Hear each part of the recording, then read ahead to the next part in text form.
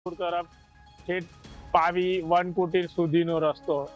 આ રસ્તા ઉપર એટલા મોટા મોટા ખાડા થઈ ગયા છે, એને લઈ અને ગાડીઓને ભયંકર નુકસાન થઈ રહ્યું છે અને સાથે સાથે જે રિપેરિંગ ના થવાના કારણે ડસ્ટ એટલો બધો ઉડી રહ્યો છે કે એ આપણે અસહ્ય રીતે લોકોને અંદર પ્રવેશ કરી રહ્યો, એને ફેફસાની બીમારી થવાની સંભાવનાઓ છે। આ બાબતે મામલતદારશ્રીનું પણ ધ્યાન દોર્યું છે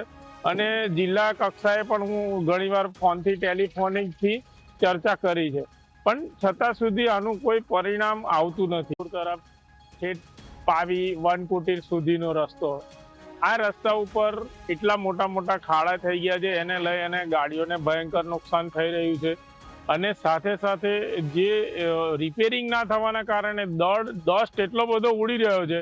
કે એ આપણે અસહ્ય રીતે લોકોને અંદર પ્રવેશ કરી રહ્યો, એને ફેફસાની બીમારી થવાની સંભાવનાઓ છે। આ બાબતે મામલતદારશ્રીનું પણ ધ્યાન દોર્યું છે